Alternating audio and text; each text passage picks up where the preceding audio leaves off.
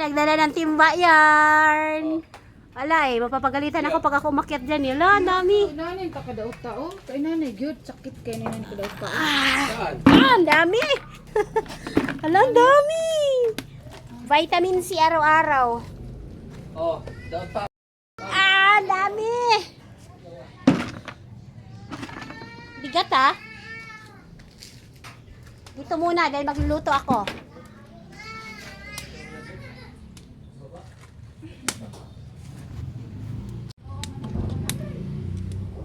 Kanin muna.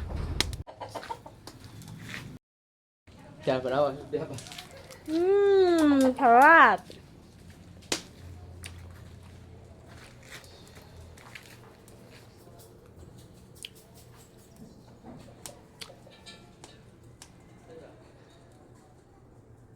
Ngayong medyo umuulan-ulan na nga at season na nga ng bayabas ay napakaraming bayabas dito sa amin. At yan, mga hinog na nga kaya nagpaakit nga ako dito sa isang itlogan. Kasi noong nakaraan akong umakit pero kaunti lang ang nakuha ako. At ito na nga rin ay papamerienda ko kay Bunso kasi kakagising lang. Hinuhugasan ko lang yan pagkatapos ihahatiin sa gitna at tatanggalan ko nga ng buto pa isa-isa at Thailand talaga walang matirang kahit na isang buto.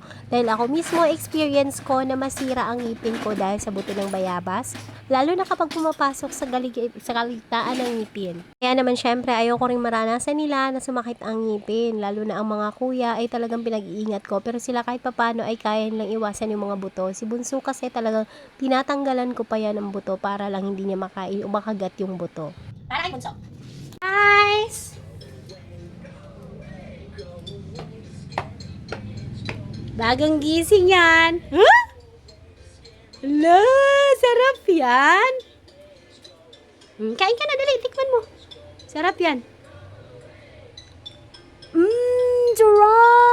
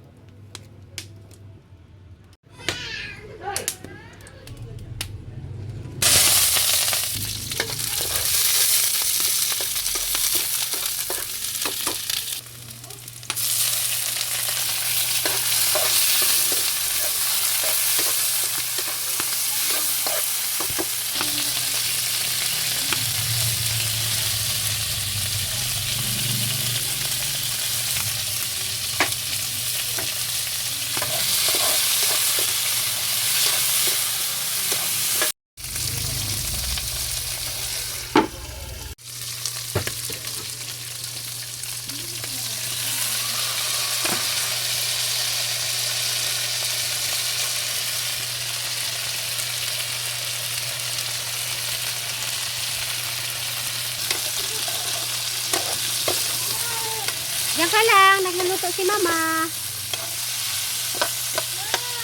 Opo, baby.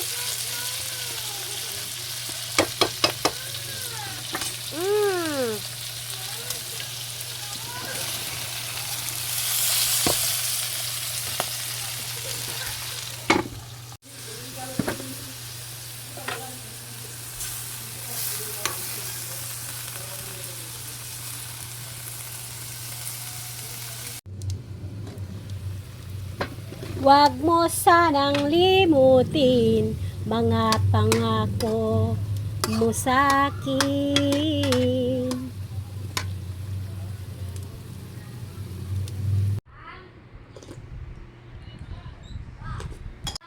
Tuloy. May panggabi, par? Hindi ka pwede magpagabi.